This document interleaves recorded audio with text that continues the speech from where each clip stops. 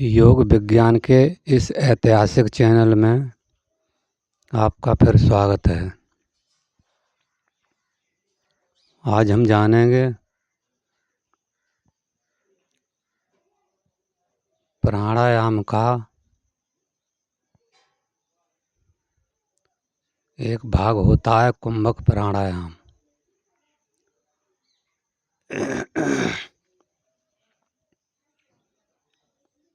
और उस प्राणायाम को दो भागों में बांटा गया है।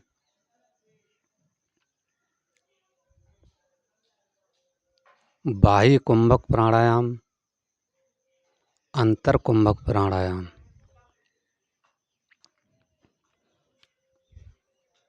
आइए जानते हैं कि वो प्राणायाम क्या होता है।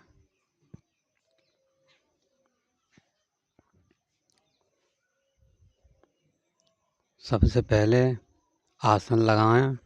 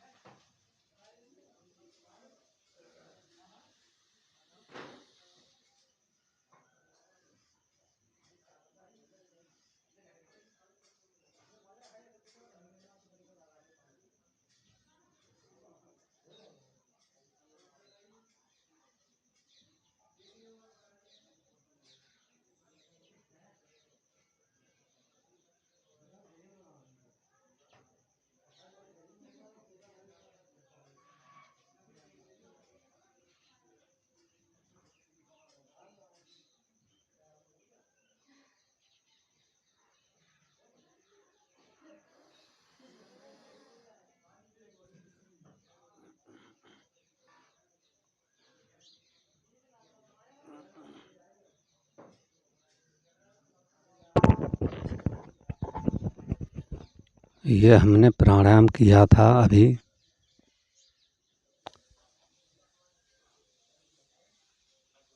जो अनुलोम विलोम प्राणायाम में उसी का भाग है, अनुलोम विलोम प्राणायाम का भाग है। उसमें कुंभक प्राणायाम होता है। तो अभी हमने जो करके दिखाया है वो अंतर्मुखी कुंभक प्राणायाम है,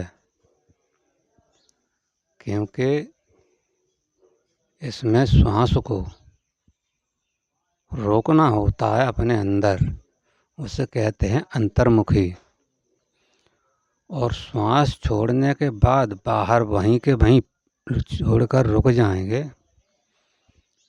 तो उसको कहते हैं बाह्य कुंभक प्राणायाम।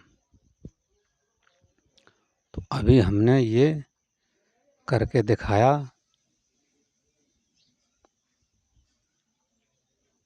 अंतर कुंभक प्राणायाम। इस तरीके से आप करते रहिए। इस प्राणायाम का बहुत ही महत्वपूर्ण योगदान है। एक बार फिर समझ लीजिए, जैसे आपने बाएं नासिका छिद्र से श्वास ली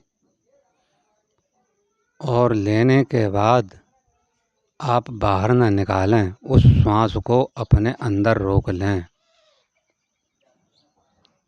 इसमें सावधानी क्या होगी वो हम बताएंगे। अपने अंदर रोक लें, जो भी उचित क्षमता है आप में अंदर रोकने की उसको रोके रखिए। उसके बाद छोड़ दीजिए। फिर आप दूसरी तरफ यानी दूसरी नासिका छिद्र से श्वास लीजिए और उसको रोकिए। रोकने के बाद जो भी क्षमता है उस क्षमता तक रोके रहिए। उसके बाद श्वास को बाहर निकाल दीजिए। इसी क्रम को करते रहिए। तो ये हमारा होता है अंतर्मुखी प्राणायाम। इसमें सावधानियां क्या होती है अंतर्मुखी वाले प्राणायाम में, कि जो श्वास आप रोक रहे हैं अपने अंदर, वो श्वास उस समय पेट में नहीं होना चाहिए। वो श्वास उस समय सीने में होना चाहिए, छाती में जिसे हम कहते हैं, सीने में होना चाहिए। श्वास को सीने में बनाए रखें। पहले पेट में आएगी श्वास, जब हम अंदर ले जाएंगे तो पहले श्वास पेट में आती है, फिर उसको एकदम सीने में चढ़ा दो, पेट को खाली कर दो श्वास से।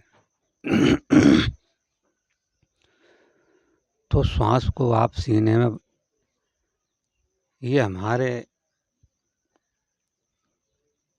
पुराने समय में ऋषि मुनियों की देन है। ये ऋषि मुनि इस प्राणायाम को करते थे श्वास को रोककर। यही क्षमता थी उनके अंदर रोकने की। इसी से ही वो परम गति को प्राप्त हुए। इसी से ही उनका आज तक नाम रोशन है, विख्यात है, इतिहासों में नाम चर्चित है, इतिहासों में नाम विद्यमान है। तो इसीलिए आप इस प्राणायाम को करते रहिए।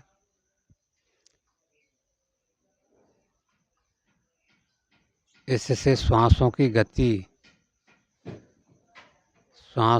गति जो है वो कम हो जाती है। जैसे आप 1 मिनट में 20 बार श्वास ले रहे हैं,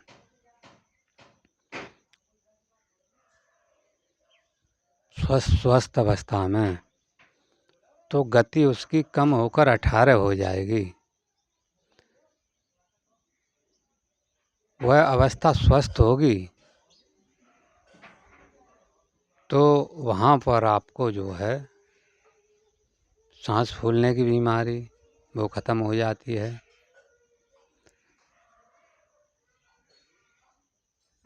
और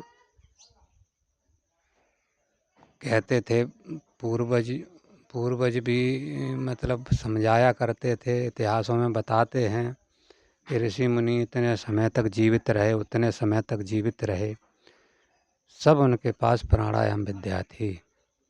प्राणायाम के बल पर उन्होंने ये मंजिल हासिल की। इसीलिए आप इस प्राणायाम को करते रहिए। वीडियो को लाइक करिए, दोस्तों को शेयर करिए, चैनल को सब्सक्राइब करिए। और कुछ पूछना चाहते हैं तो कमेंट में पूछ सकते हैं। इसी के साथ ही जय हिंद, जय भारत।